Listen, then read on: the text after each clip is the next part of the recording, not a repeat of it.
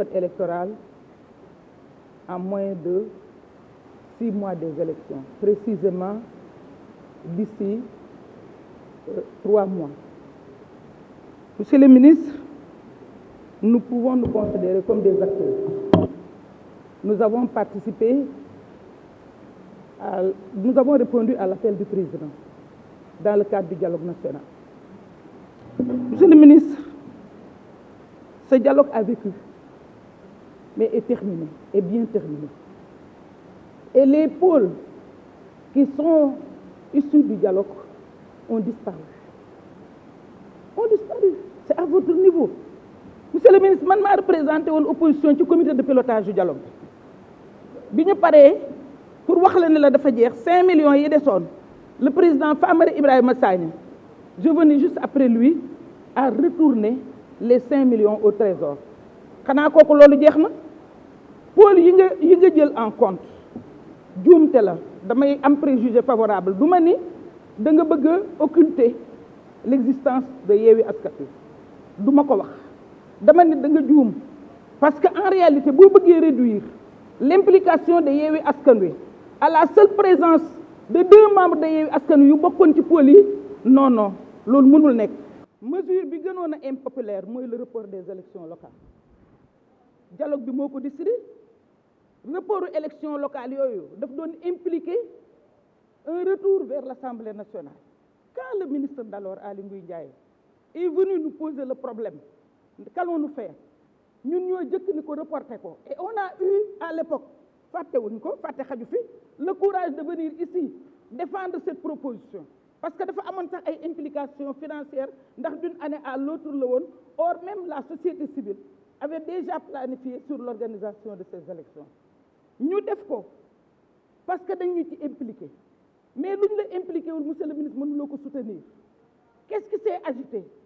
Il s'est agi de 2 personnes qui sont issues de ces pôles-là. Or nous ces pôles-là représenté wuñu la coalition Yewwi Askan Wi. Yow yaa organisé élection bi nga organisé élection xam nga ni aujourd'hui la plus grande force de l'opposition c'est Yewwi Askan Wi xam nga ko. Donc à partir de ce moment su fekkee ni bëgg nga leen impliquer di nga xam ni ngay adressé woo ci ñoom pour impliquer leen te boo adressé woo ci ñoom ni ñuy répondre à votre invitation ci leneen effectivement dinañ ñëw wuyu. Donc monsieur le ministre, notre seul problème c'est à ce niveau parce que le département de Keur Massar nous l'avons reconnu, nous y avons investi, nous avons même gagné. Donc xam nañu lan mooy département Keur Massar waaye wala fi dañ ni maccinu dimb dafay tax dimb wex voilà Abdou da nga leen di wax ne leen bu ñu noppiwul duñ dellu si. Donc loolu je pense que département de Keur Massar mënuñu ko occulter.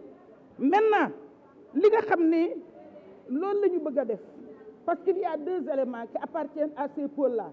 Pour être représentant, il faut que jël mandat. Ils n'ont pas pris le mandat de Yewwi. Et ils ne rendent pas compte à Yewwi. Parce que configuration bi répondre à ça.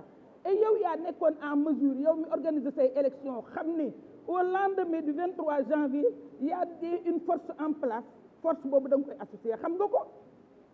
Lan moo tax président ni la invité waaye Yewwi Askan Wi bi yow yaa nekk ci gouvernement bi mais c'est parce que yow yaa xam ñi nga war a waxal boo bëggee ñu ñëw nekk à côté du président lors de l'arrivée des Lions. Donc monsieur le ministre, ñun je crois que da nga nanguwul reconnaître l'existence de Yewwi Askan Wi. Donc mënuñu ci impliqué wu. Leneen li ci des mooy il y a beaucoup de calculs politiques. Touba connaît aujourd'hui une évolution exponentielle. Et je pense que qui peut le plus peut le moins. Leneen li ci des moo di bu ñu amul courage ni nañu jël en charge les députés c'est parce que am na lu doxul suñu comportement yii moo tax askan wi yéene wuñ ñu dara alors que nous sommes les députés les moins payés d'Afrique. Nous sommes les députés les moins payés d'Afrique mais nekk fii comportement bi ñu am moo tax kenn ñemewul ni yokkal leen député yi nangam kenn ñemewu koo wax yokkal député yi nangam kenn du ko wax parce que pour ñoom pour le Sénégal député yi mérité wuñu dara parce que boo ñu jàppoon ni mérité nañ dara mais duñu xalaat ni lii ñuy defal député yi war nañ ko wutal justification nous sommes les députés les moins payés d'Afrique mais sunu askan la ñu ñeme wala jàkkaar lool ni député yi nañ leen yokkal wala nañ leen nañu yokk député yi nit ñi dañ naan lan mooy njariñu député yi wane wuñu lan mooy njariñu député yi loolu moo tax